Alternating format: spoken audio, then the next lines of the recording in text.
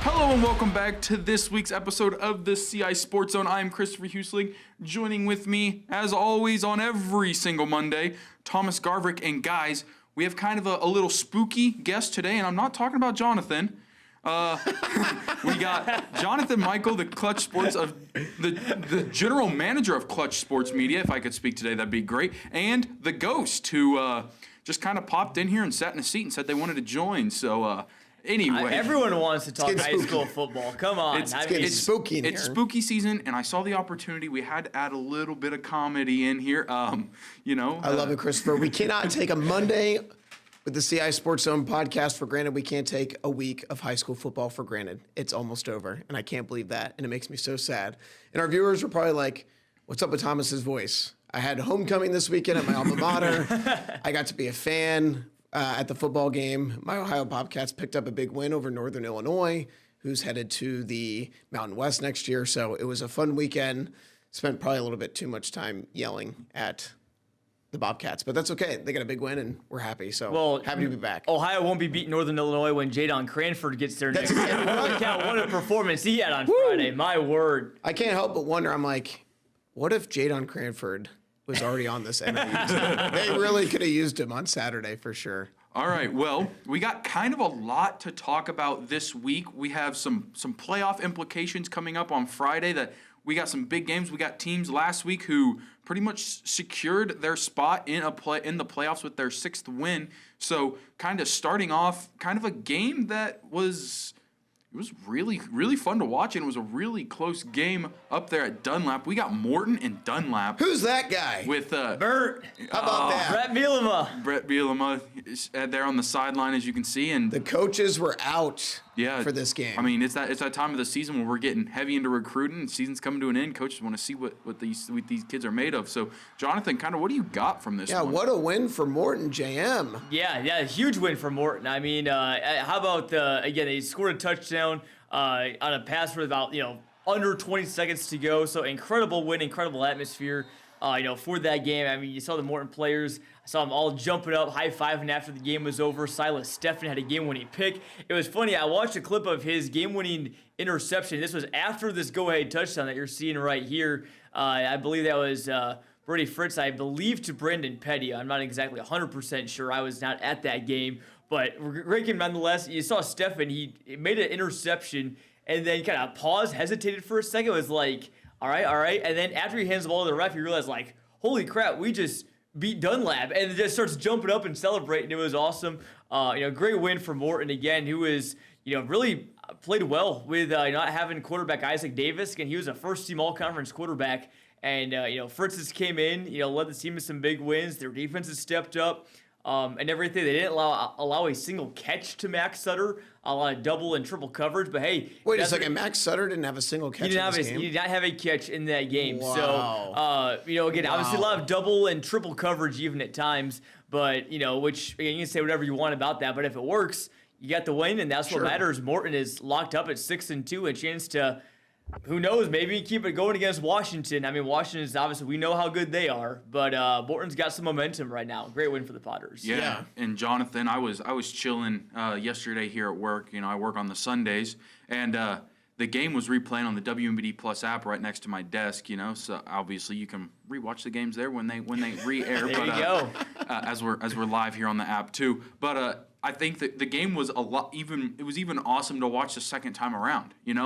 I knew the outcome, I knew what was going to happen, and it was still, even twice, man, it was still a good game, and it was fun to watch, and Morton just never gave up, and Dunlap, they played good too. It was just Morton was able to edge them out with that late touchdown. And these Mid-Illini games late in the season are always really close, and obviously it's a painful loss for Dunlap because they were on the opposite side of a 1-point victory, right, when they beat Pekin earlier in the season, and now they're on the opposite side with Morton. But it's easy to say, oh, well, Dunlap's lost 2 games in a row. What's wrong with Dunlap? But I'm more in the boat of, like, let's show praise to the team and the player that rose to the occasion. And, I've talked about Brody Fritz. I saw him in action against Metamora when Isaac Davis first got injured. The fact that this young man has been able to step in, fill some pretty big shoes and play really well and lead more into victory. To me, that was the most impressive part about that game. So this is a Brody Fritz appreciation comment out of this guy here in the studio. Yeah, and then another game we kind of had our eye on this week, DMAC and Ridgeview Lexington. Couldn't even believe it when I was checking scores, guys. I'm texting the group chat because like I'm in Ohio for the weekend. I go, DMAC upset Ridgeview Lexington. How about that, JM? Yeah, amazing win for DMAC. Again, we just said it before we went on the show. They don't have to sweat out. Week 9, like, will we get in the playoffs? Will we not? At 5-3, they're pretty much guaranteed to be in. They got enough playoff points to be in there for sure. So, yeah, huge win for DMAC. I mean, Sean Denniston was phenomenal. I'll have to I'm pulling up his actual stats right here. But again, that was a great win for DMAC. They've got 2 in a row now at 5-3 on the season. But Denniston had 36 rushes for 236 yards and 4 touchdowns. So, yeah, what did we say about a week or two ago on our podcast? Running teams win in November. DMAX had a great running back in Sean Denniston. And, defense obviously played pretty well, holding Ridgeview Lexington to 19 as well. So, DMAX had an out-of-state opponent. They're playing a team from Missouri this week. But, yeah, that's a big win for DMAC. And one that I was definitely a little bit surprised, but not super surprised to see. Again, Ridgeview Lexington is a good team. Absolutely. But, again, they hadn't really beat anyone by a lot. They won 1-2 score games, some low-scoring games. And, DMAC just did enough to get it done. And Sean Denniston, man, what a player. I mean, those are some major bell cow usage numbers for Sean Denniston. I've been impressed with that young man, getting to see DMAC a few times this year myself. I know he's been a very important senior for that program. They have a really good senior program there at DMAC. But, man, I hope that they put him in an ice bath after just the physicality of taking on almost 40 carries in a game. But, I mean, to your point, Jonathan, I think the mindset for DMAC, too, it's like, okay, we're in. We don't need to put all this pressure on ourselves. Like, yes, we need to keep winning. Let's get win number, 6? Because now DMAC is at 5 wins. Let's get that 6th win. But, man, could you imagine they lose that game? They're going into Friday going, okay, like, we have to win this game to get against a largely unknown opponent. I mean, Correct. From Missouri. I mean, they probably don't know what to expect. Obviously, there's film nowadays. I'm sure they're do as much as they can. But, yeah, that takes a huge load off of their shoulders. And, I mean, DMAC, they just know how to perform late in the season. It seems like every year they go into week 7 at 3-3, or they're sitting there kind of teetering on the edge, and every single year they find a way to get it done. It's remarkable what Cody Myers and those guys just can do in crunch time.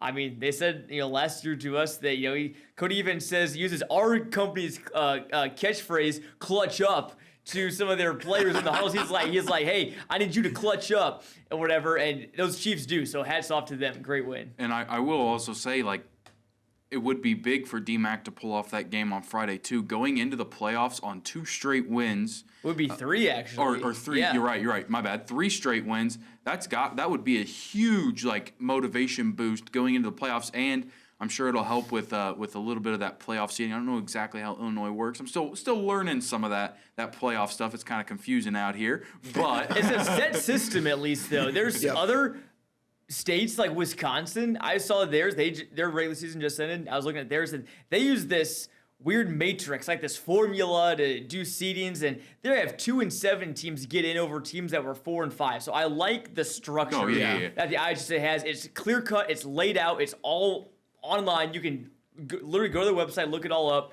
There's really no questions. I mean, obviously it's a long process, right? But I know the IHSA does take a lot of flack sometimes with some things, but I think they really do have the postseason just format. I think they've got it pretty good for the most part, especially now since they've kind of done the thing with the private schools and the multiplier. And hopefully we won't see quite as many private school, public school blowouts in the championship games in about a month or so. Yeah. It's like March Madness, though, right? If DMAC is able to win that game on Friday, it's just momentum. It carries to the playoffs. And, we've talked about this the last month on this podcast.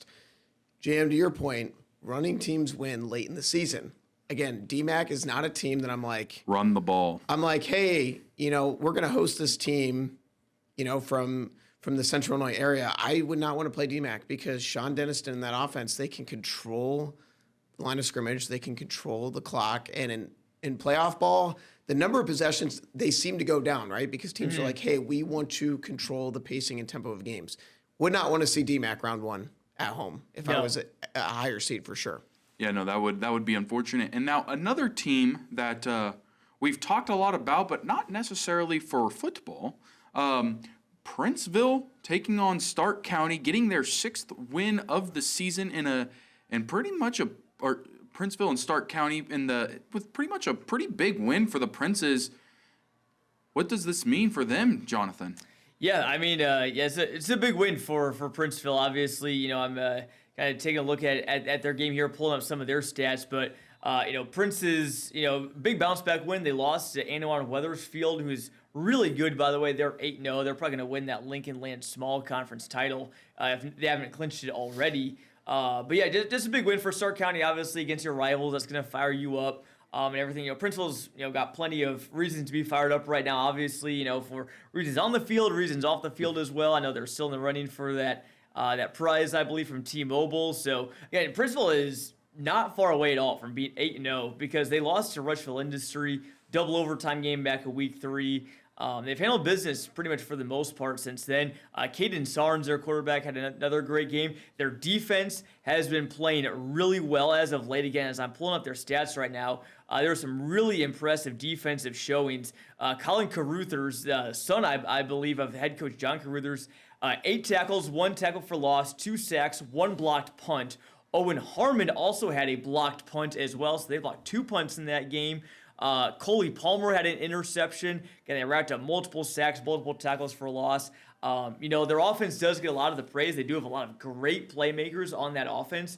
But their defense, especially, I come back every Friday night, I look at what their defense did, and it is very impressive as well.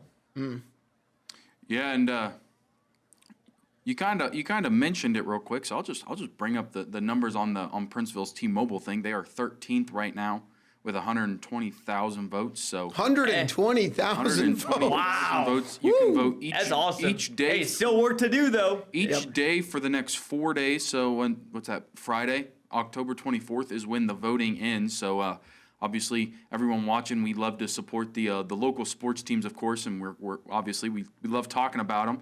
But it'd be cool to see little Princeville up there get $1 million, and it breaks down everything they get, and it's quite impressive. So if you haven't voted for them, make sure you go to voteprinceville.com, and let's see if we can kind of help get them to that next step. Small schools, but with massive hearts. Yeah, That's what we love. I mean, they did good in the mascot bracket. It's definitely a community that just loves one another pretty much, and loves to see the school do good. We're rooting for you. Yeah, so we for sure are. So kind of pivoting now, we looked at some of the games from last week. Mm-hmm. Jonathan, the game you told us we were kind of keeping your eye on the most was this Peoria High Normal Community matchup. It's going to be just explosive matchup. We've covered both these teams quite extensively. They're two solid football teams who have offenses that I've really enjoyed watching. We all know I'm not the biggest offensive guy here, but these offenses are fun to watch. And what are you kind of looking forward to? Yeah, well, again, everyone will be able to watch this game live and for free on Friday night. This is our WNBD game of the week, so you can watch it on CIProud.com with kickoff at 7 p.m.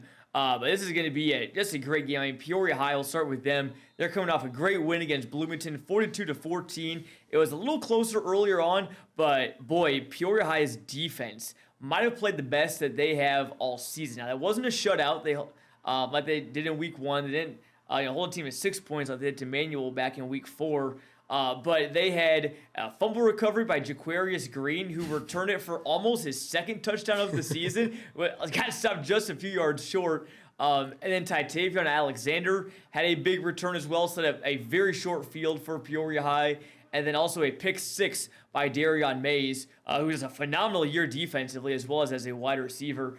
Put the nail in the coffin as well. So great win for Peoria High. Again, they overcame a lot of penalties in that game. I think the penalty disparity was 11-0 in favor of Bloomington. So even despite that, still a big win for the Lions. And I know there might have been some questions after that loss to Normal West, 43-38 back in week 5, but they've responded, with a 50-point win over Richwoods. 37-point win over Champaign Central, another big win over Bloomington. So this team, they respond to losses really, really well. And that's what impresses me a lot about Peoria High. Now, for Normal Community, they've responded well as well. From a Week 4 loss to Kankakee, they have not had a close game they did against Bloomington back in Week 6. I take that back. That 56-42 game, that's kind of wild. But their offense has been phenomenal. I mean, Cole Kretzinger has just been lights out. They've been putting up 56. They put up 56 points in 3 out of their last 4 games. So that might be, the challenge for Peoria High is can we hold Normal Community to under 56? I mean, we frankly could see a 64-50, 70-50 type game. I mean, it's going to be unreal, the offense. I was just about to make the joke. It might be first one to hit 70 points wins this game on Friday night. Yeah, we'll have a touchdown counter. First one to 10 touchdowns wins the game. So now, I haven't looked at the schedule yet this week. Is this game at Peoria Stadium? It's at Peoria Stadium. Yep. Okay. So it's gonna be a great one. I mean, So what Jonathan's telling you is, if you're not doing anything Friday, we now know what you're going to be doing. Yes, exactly. Well, it's always whether you drive on down to the stadium or you watch it on ciproud.com. Make sure you're tuning into that one, because if you love offense and explosive plays, that game is going to be just full of them. Even if you don't, okay, I'm still going to watch that game. Well, it's true. And true. I mean, and also the stakes. I mean, it's for the Big 12 title as well. So I mean, that's a pretty big incentive. These teams are going to be fired up. I mean, really, you could argue that Normal Community Peoria High is one of the best rivalries in all the Big 12. I mean, Community and West is up there as well. P&E Richwoods as well, but I mean, in terms of just perennial strength, I mean, it's Community and Peoria High every year, and it's a matchup that never really disappoints. We always love a regular season finale with a conference championship on the line. Nothing better. And I mean, this is already a game that everybody circled on their calendars before the season, and then you just wonder, okay, is it going to make it to Week 9 where it's going to be that important? And it is. So it's always funny because people always ask me whenever I'm out shooting, football games, they're like, how do you guys figure out your assignments? And I know that me and Patrick always make a joke back and forth, okay, who's going to draw, which games? And I know that me and Patrick, we haven't texted about it yet, but I know that we're both who's going to get that Peoria High Normal Community game, because this game is going to be epic. So, well, there's going to be a lot of other great games besides sure. Normal Community and Peoria High this week as well. All right, JM, Week 9. Playoff implications are on the line. What teams in our coverage area have to have a win to get in this week? Well, 2 out of the 3 of them are playing each other this week. Pekin and East Peoria. It's a matchup of 2 teams that are 4-4. I mean, it doesn't get much better than that. That's going to be a great game. I wish we could be there for that. That's going to be a phenomenal game at Pekin at Memorial Stadium. So it's going to be a great atmosphere there. Again, teams, much like kind of what we saw Metamora and East Peoria last week, heading in different directions. Pekin's won 2 in a row. East Peoria has lost 4 in a row. Now, East Peoria, there still was a lot of positives I saw from their game against Metamora. I mean, they were down 14-0. They came back. They scored a 4th down touchdown pass to Aiden Hindert, 3rd down touchdown pass to Hindert, 80-yard touchdown run from R.J. Jackson. It's a good team. They just have to find an answer defensively. Their offense can hang with almost anyone, but they need to find an answer defensively against Pekin, who's a little bit banged up. They've been without Ty Jackson. They've been without Dylan Anderson. Now Pekin has had some players like Jackson Traylor, Chase Kruger, and obviously Brogan Benassi is still there. They've stepped up. They beat Limestone 42-0 last week, and they've won 3 out of their last 4. So again, Pekin's kind of got a little bit of momentum right now. And I think it's gonna be a great game. That is one I'm going to be scoreboard watching pretty much all night between Pekin and East Peoria. And then another 4-4 You're going to turn into Kevin Harlan. I'm calling 2 games. Which game are you calling? Both of them? Both of them. Well, I might. But that's Week 9 football. And how did we get lucky enough to get 2 games with such good implications on the same day? You got the winner of that wins the Big 12, and then you got essentially a playing teams fighting for a chance to win. We got it's kind of lucky here on this last week of high school regular season. I'm telling you, this is why guys like us and Patrick and Kurt and Alex and Jack and Sarah, everybody, and Harvey, everybody who is a part of this journey throughout the regular season. This is why we love it. We love when the games mean more. This isn't the SEC. This is better than the SEC, but these games do mean more, and that's why it's so fun for us to get to be a part of these communities on a football Friday night, especially when the stakes are at the greatest. And so I can't wait to see, hopefully, some high-level plays from some of these teams who are fighting for their playoff lives, fighting for a conference championship, because, again, these are things that, these kids will remember years down the line of like, hey, remember when we, won that Big 12 title game last week of the season? So really excited for this week. Yeah, it certainly is. Also, the other 4-4 team in our area, not quite as much drama going to be there. I don't anticipate this one being too close. Normal U-High takes on Springfield Landfear. Sure. That should be a good win for the Pioneers. They've won their last 2 games that combined 105-24. They should roll over Landfear pretty easily. I like them to get to 5-4. But those are the only teams right now that are 4-4. We have a couple teams at 3-5 that are waiting on a miracle to get in the playoffs. Sure. I mean, maybe not quite a miracle, maybe just short of that, but because in the past years there have been several 4-5 teams that have made the playoffs. So, teams like Elmwood, Brimfield, they need to win to at least have an outside chance. Eureka does. They got a tough task against Tri-Valley. Yeah. Looking at, I think those are some of the mostly the only 3-5 teams in our area. So it's, again, there's been a big kind of disparity. I mean, there's been teams that have been locked up their playoff berths for some weeks, and some that are even with a win can't get there as well. So those are really the only 2 teams that I can think of right now that are 3-5, unless I'm missing anyone else. Right, and then for the rest of the teams who are already in, they're just trying to boost that playoff resume, trying to better their seeding, try to keep that momentum going into the playoffs. Yeah, and there's some great matchups in the Mid-Atlantic this week. Like, for example, Dunlap and Metamora. That's going to be a phenomenal game. I mean, 2 teams, I think the winner of that game probably got a pretty good shot of hosting the first round. Loser maybe on the road. They might still be at home. Who knows? Yeah. Washington, Morton, going to be a great game, especially after Morton's win last week. Talking about East Peoria and Pekin winning a year-end game. And also, too, I know 2 teams we don't really talk about that much. Limestone and Canton. I mean, big win for, one of those teams going to be on Friday just to get a win this season. Both the teams are working hard. They don't have a win to show for it yet, but they've played some decent football, most of the season. So I think, it'd be nice to see one of those teams get rewarded with that win in the win column. Well, and also, Jonathan, you kind of touched up on it a little bit, is like to Limestone and their credit, there's some really good football teams out in this area that we've been talking about. There's you got the Dunlaps and the Peoria Highs and all those. So like, it's I don't feel like that record necessarily says like, oh, they're a terrible football team. That's not how this really comes off to me. I've seen a couple of their games, and it's just there's so many good teams in the area. It's a really cool area to watch high school football. I've learned because there's just good teams, and it's good football almost every week. You see 1 or 2 at least really good football games from what we've been learning so far. So yeah, it's like college football with the conferences, right? When you're in the SEC or you're in the Big Ten, you're going to play really good teams every week, and so a lot of these teams are going to have 1, 2 losses. But I'm really curious to see if Dunlap can get back on track, right? They need to. They I really would say, need a win. yeah. I would say this is a really big week for them just to get back on track because they're losers of 2 straight games. So they do not want to go into the playoffs on a 3-game losing skid. And I would love to see if Morton can give Washington a game, right? Yeah. They have not been really tested in terms of, opponents in the Mid-Illini. So I'd be curious to see if Morton can hang with Washington on Friday night. Yeah, it's going to be a good one for sure. Again, you look back at week 4, Morton was only 3 points away from beating Metamora. They were only 8 points away from beating Pekin. So, I mean, yeah, Morton, I think, is a lot better of a team. I think some people give them credit for. And Washington, they're, again, obviously they're rolling right now. I think that they've won, so I think it's 25 straight, maybe 1 or 2 more. I'll have to double check the exact number, but again, they've been rolling. So yeah, I mean, I think even if Morton just can keep it close against Washington, again, you never know what happens because they kept it close against Dunlap. Yep. And what happened? They won on the final one of the final plays of the game.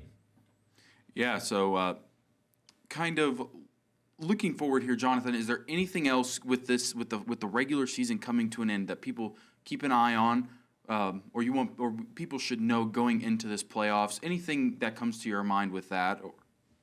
Yeah, I would say just be ready for anything. This football season, not just in Central Illinois, but around the entire state, has just been very unpredictable. I mean, there's been teams that have been historically very good, Joliet Catholic, who beat Peoria High in the quarterfinals last year, they're probably not going to make the playoffs this year.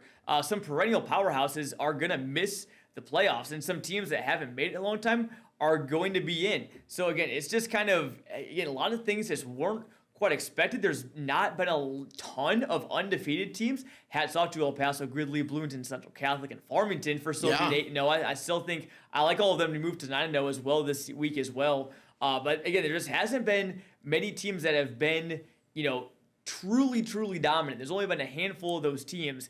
And so I think everything else is kind of wide open. And I'm going to be brutally honest. Before the season started, I was a little bit pessimistic if we're going to have as many teams from the Central Illinois make it as deep in the playoffs as many as we had last year, because we had Farmington, U-High make the state semifinals. Normal Community made a quarterfinal run. Peoria High made a quarterfinal run. Some other teams that are there as well. And I was like, we have a lot of good teams this year. I don't know if there's anyone that's really great, but I think the combination of some teams exceeding my expectations, plus just this kind of unpredictable nature of the season, I think is going to make it really interesting. I think now I'm pretty optimistic. I think we're going to have multiple teams, win, second round, maybe even quarterfinal games. Yeah. So it's going to be really fun to watch. And I think there's a renewed there's more energy and there's more just unknown, which is really fun for us because we don't like seeing the same old tropes and themes play out year after year. Yeah.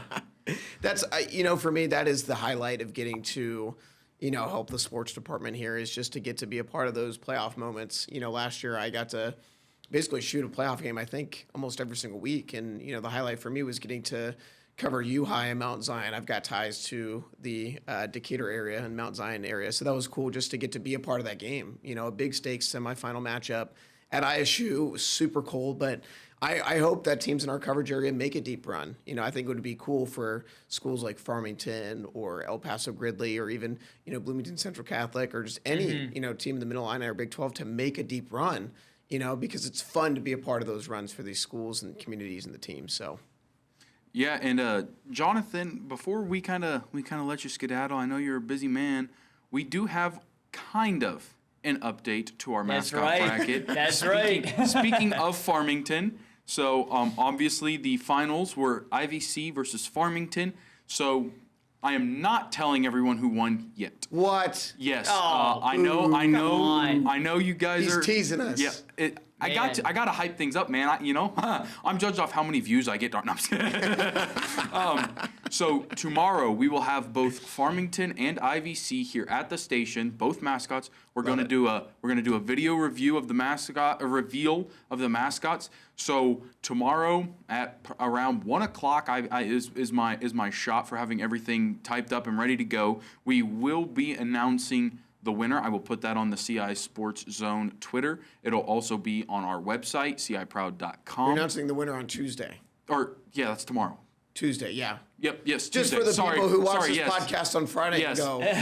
Tuesday the 21st. I didn't think about that. Thank you for reminding me. Tuesday the 21st. It's the world we live in now. We will be releasing the winner. I am gatekeeping it just a little bit because I want it to be a big hoorah moment for both these schools. They both worked really hard, and I'm excited.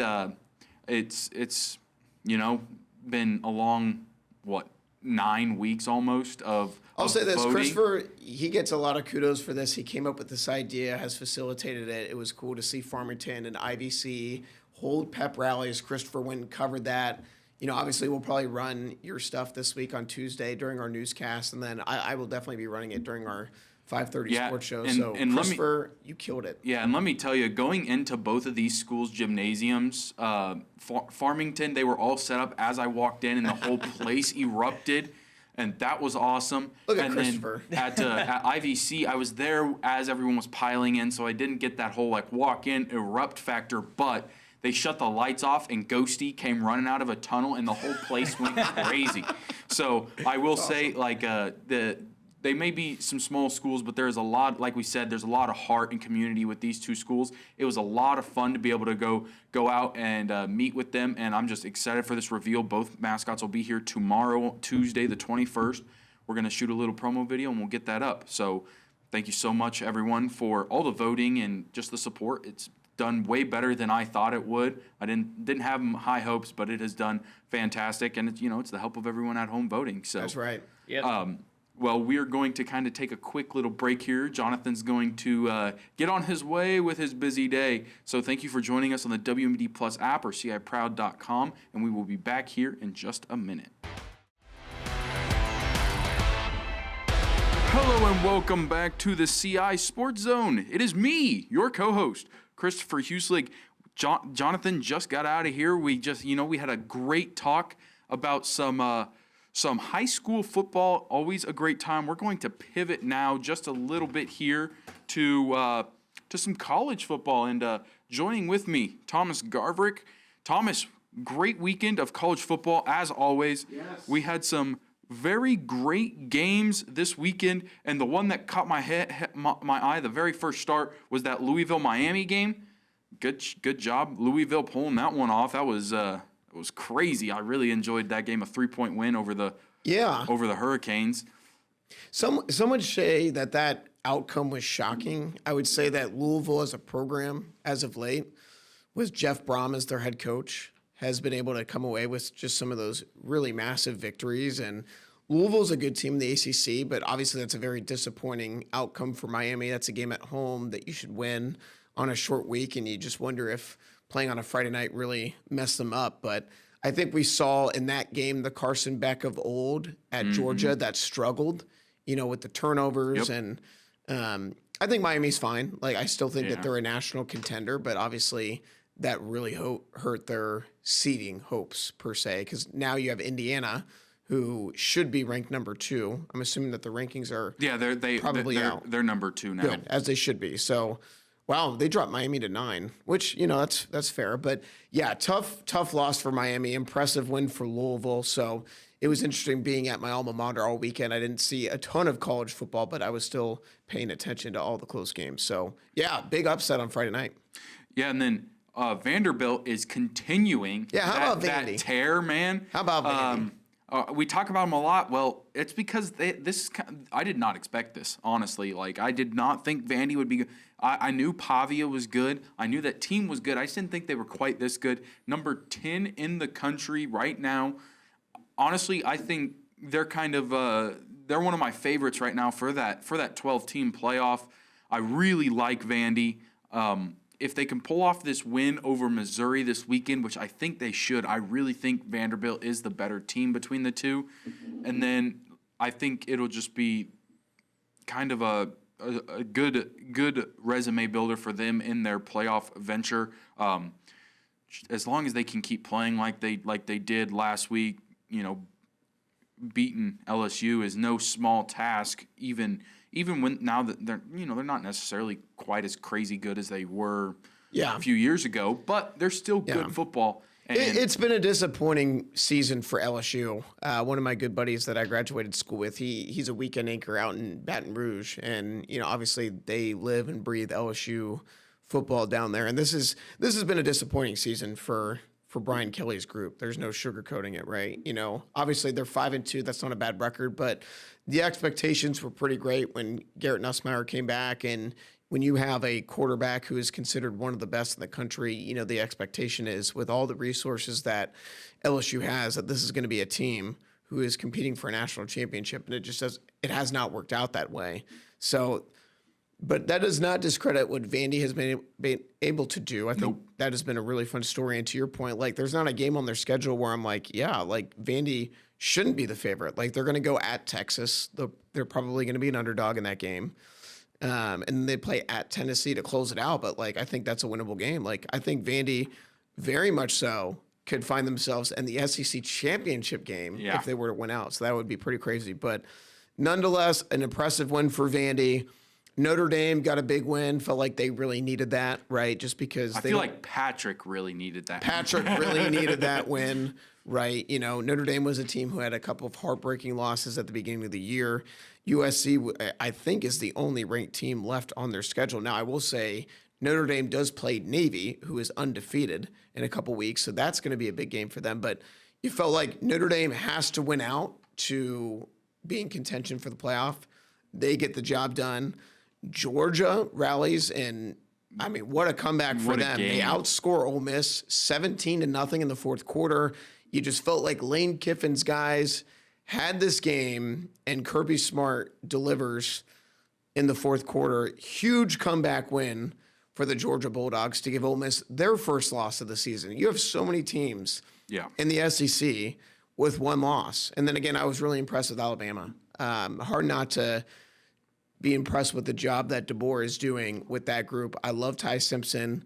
I think it's him, Dante Moore, Julian Sayin, Jeremiah Smith. In my opinion, I think those are your top four Heisman contenders. As an Ohio State fan, Julian Sayin was unbelievable against Wisconsin. I get it. But we are not talking about Julian Sayin enough and what he's been able to do.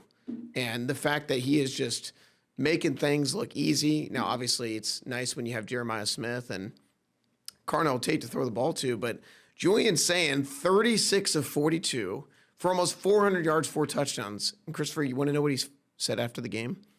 We have some things to clean up. Hey, that's a winner right there. That's a winner. Like what? You had 6 incompletions. It's never perfect. You beat a team 34-0. He could have completed 6 more passes and been perfect. That's right. That's right. I love it. will never say that about I couldn't. I'd probably complete 6 passes in a whole 10 seasons. So yeah, it's hard not to. I mean, to be a Buckeye fan right now, I feel very blessed and grateful. It's been fun to watch Julian Sayin get integrated, and he's just been a guy that you can root for too. Yeah, so. and another conference that kind of had a good showing this weekend that. They go back and forth. The Big 12 on football. Sure. You had Utah BYU with the Holy War. The Holy War up in Provo with BYU pulling off a big win. That was a fun game. Utah went for that onside kick at the end of the game, hits their guy in the foot.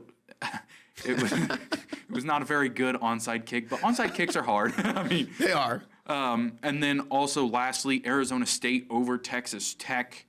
By 4. Yeah, that was a really impressive win. Great win, but for the Sun Devils over the Red Raiders. So great weekend. I think both Texas Tech is 14th. They still have a chance if they go ahead and win out to make that 12 team. And BYU sitting at 11. I really like watching the Cougars play there. Yeah. That's a solid football team. They're really good. Their quarterback wears number 47, which is iconic. It's pretty interesting. Bear, I can't remember his last name. His name Bear though. Well, Nick Saban said that best on College Game Day. He said BYU is just like it's a blast from the past with the way that they play football. Very old school. They don't beat themselves. They run the football. Their defense, it bends, it doesn't break, right? So BYU, if they keep winning, they're going to be in the playoff. And again, not necessarily a team I'm like, yeah, sign me up. I want to play an undefeated BYU Cougar team. Looking quickly at this upcoming week for college football, not like a ton of crazy good matchups, but Ole Miss at Oklahoma. Big game for both schools, right? Ole Miss coming off the heartbreaking loss at Georgia. Oklahoma took care of business against South Carolina. Both teams 6-1, still in the thick of things for not just the college football playoff, but obviously the SEC championship game. So obviously you almost feel like whoever loses that game is probably out of the SEC championship game picture.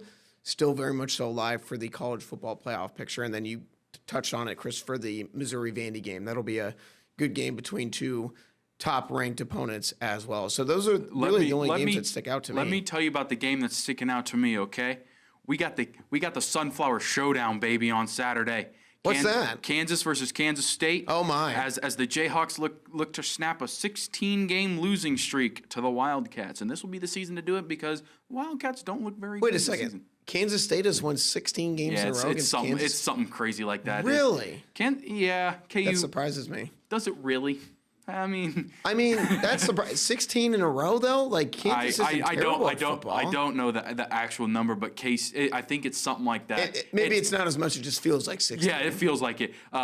K-State has been kind of ruling that Sunflower Showdown, as they call it. So, kind of excited for my Jayhawks. See if we can pull off a win against those Wildcats. And A&M plays LSU. That's the other ranked game. So I don't want to discredit that one. Nope. I really like A&M. I feel like they have been kind of slept on just because they're not your traditional SEC powerhouse, right? They're not Alabama, Georgia.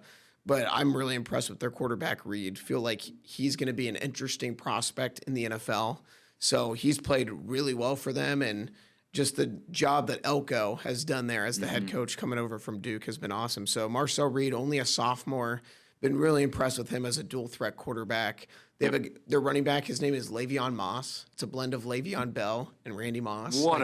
You have to be good at football at that rate. Oh, absolute stud. So I like A&M. I think A&M is definitely a true contender. They're the only undefeated team left in the SEC, so that'll be a good one as well. Well, we are going to take another quick break here. We will be back with some NFL football.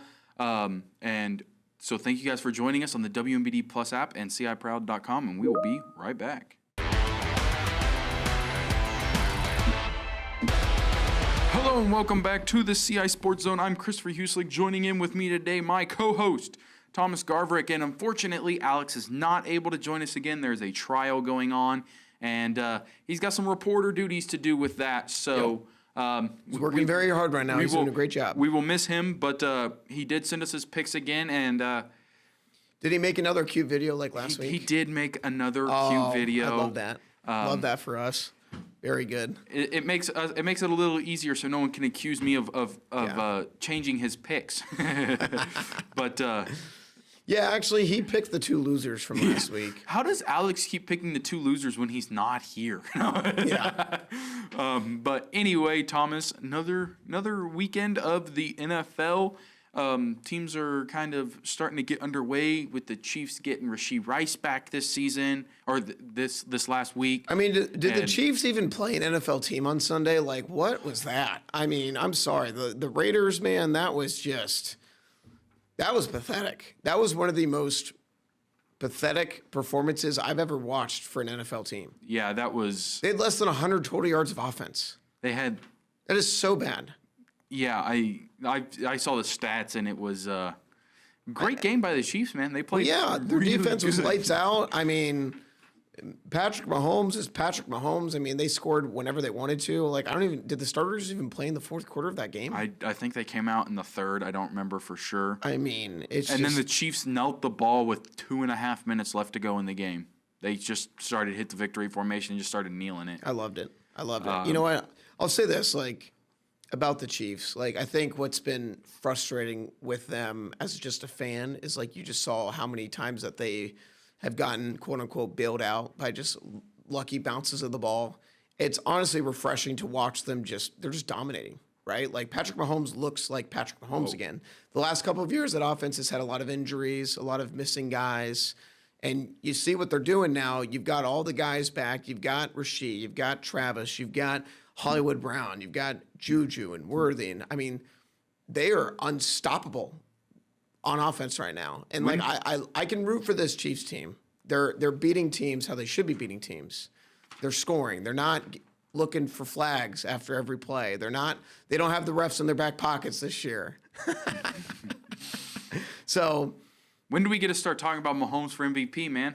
I mean, honestly, I mean, he's top three right now. Especially after that Lions game. He's been unbelievable. And then following it back up with that Raiders game, I mean, I am biased. It is what it is. But I also know...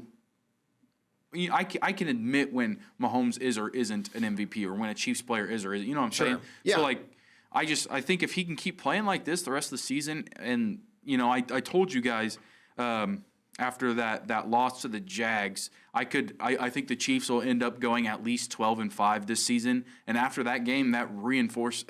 If they don't lose another game, I wouldn't be surprised. But it's a long season; things happen. You still have the Bills coming up, which Bills team you get is kind of who knows. Yeah. The Bills have a lot of problems, and to me, it's I was so pumped. The Chiefs lost their first couple games.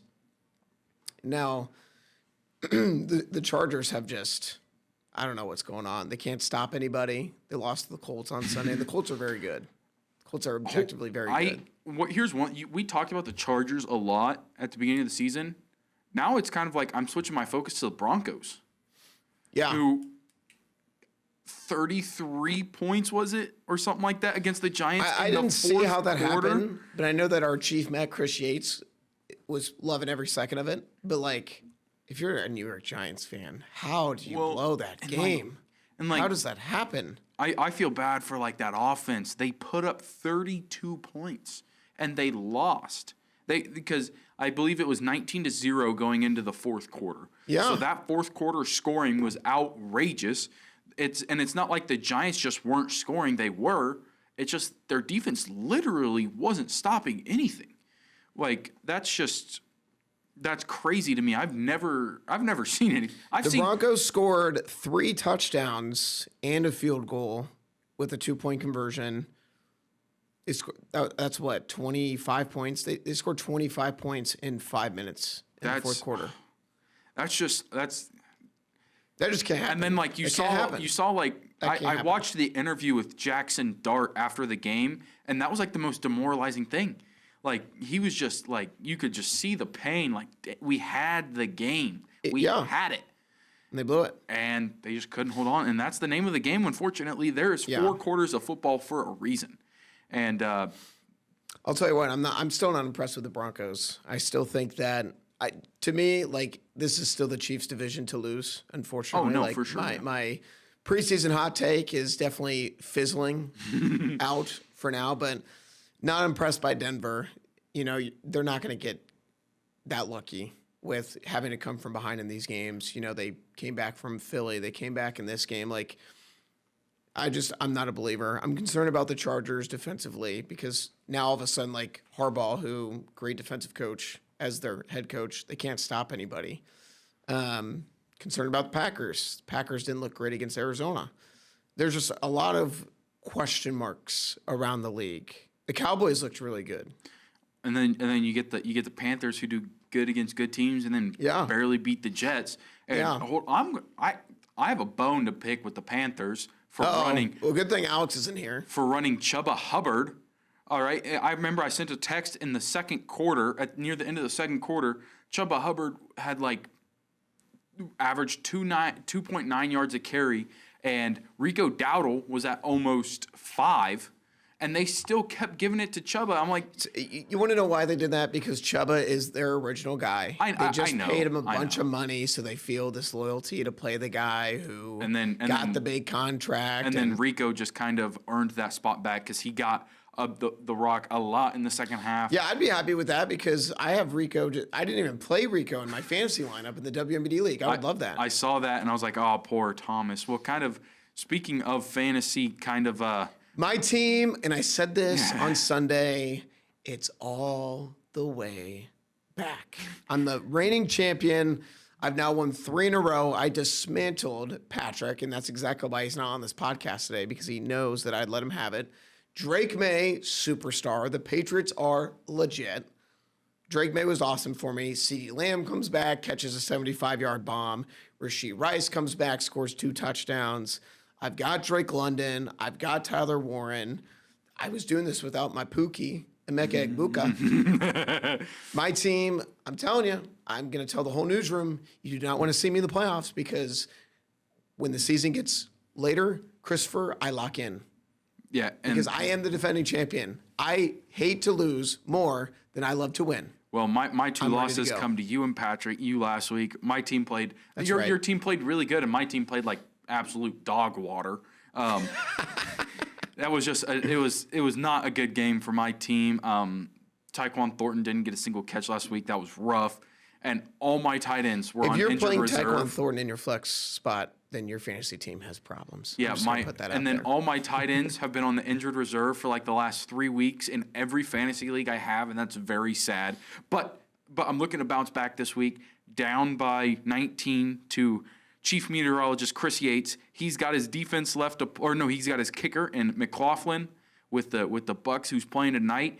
And I got Jahmyr Gibbs and Jackson Smith and Jigba left to play. And I am and Charbonnet. And Zach Charbonnet. I did forget about him. And I'm pretty confident the 3 of them will find a way I think you're in to give me those points. One of the best running backs and one of the best receivers in fantasy this year. I'm sitting pretty good, so I'm looking to get that 5th win. and roll into You're gonna next be. week. I think you're going to be in third place. I'll be in I weathered third the place. storm. I was in like 8th or 9th place a couple weeks ago. And I told you guys. I said I just need to get through the injuries. I started the season, the ESPN preseason projection, which obviously means absolutely nothing. Oh, it means everything. Yeah, had me at last, so I will take third place. Like I said, I kind of took a lot of some chances with with Ja'Cory Krosky Merritt and just some other people that I kind of took a chance with, and it worked. I picked up Travis Kelce, even though people were saying he wasn't going to do good, and Patrick Mahomes, who is the Chiefs' leading rusher, and he is making defensive players look silly with his stiff arms and trucks. Whether you want to say, "Oh, he was going at," I don't care. Yeah, he's running you over. All right, get over it. Like, well, I just have something to say. I have 2 things to say actually, and then we can get to Monday night game picks before we have to go.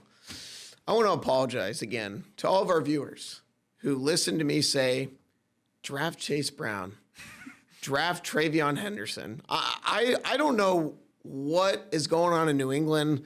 They're winning. I don't know if Travion Henderson upset Mike Vrabel, but Travion Henderson's not even playing. Like, I don't get it. Like, dude had such a good preseason. The whole fantasy community is like, draft this guy, draft this guy, draft this guy. 2 carries for 5 yards? You spent a second-round pick on him. Are we going to play him or what? Like, Ramondre Stevenson is not that good. I just want to say sorry to the viewers who drafted Henderson high like I did. But you know what? I said this on Thursday night. Chase Brown, over 100 yards. Joe Flacco, baby. Restoring the fantasy value of Jamar Chase. They should have went and got Flacco the second Joe Burrow went down. But they have him now. And Chase Brown is back, baby. Who would have thought Joe Flacco and Aaron Rodgers, both in their 40s, going at it would be a fun game to watch. One of the best Thursday night football games of all time. Well, Thomas, as you said, we kind of got to get to our picks now. And as we said, 2 good games tonight. Unfortunately, Alex is not here, but he did send us his picks. Hey guys, another week. Hey Alex. I won't be able to join you. Darn. I can still send you my picks. I'm going to go with the Buccaneers for the first game, and then I'm going to go with the Seahawks for the second game. I think both offenses and defenses are better than their opponent, the Lions and the Texans, and so I am going to go with the Bucs, and then I am going to go with the Seahawks. Wow. Okay. Hold up. And just because he's not here, I'm going to hit the... I don't really have a problem with his picks, but that's for him not being here. All right? How dare he do his job? No, I'm just kidding. Pour one out for him. Anyway, I think for my picks this week, I am really feeling Lions. I think they have something to prove coming back. And the Buccaneers receivers issues is kind of hit or miss right now with who's playing, who's not. Yeah. And even if they do play, they just came off injury, so I'm gonna take the Lions. I think that's a good football team who is trying to bounce back from an unfortunate loss, and I'll also go with the Seahawks. Yeah, these games just look obvious, right? To pick a winner. And I feel like there's just been some fluke stuff going on all season long on Monday Night Football. I can't pick winners.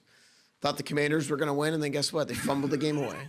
But hey, I did pick the Falcons. You did. I did pick the Falcons. Let me. Give us the updated standings really quick. We got like 90 seconds. We're good. We got time. Standings. There we go. Alex and I are tied, and Thomas is creeping up. It's pathetic. I'm not creeping up. That's being generous. I'm way behind. All right. So who we got, Thomas? I'm going Lions, like bounce back spot. To your point, Tampa, a lot of injuries, and I'm going with the Seahawks, but I feel like that second game is going to be weird. I don't know. I don't like the Texans offense, but I don't know. We'll see. So Lions, Seahawks, back in the home teams. Well, thank you guys so much for joining us on the WMD Plus app and CIProud.com. We will be back next week with another episode, and thank you guys for joining us.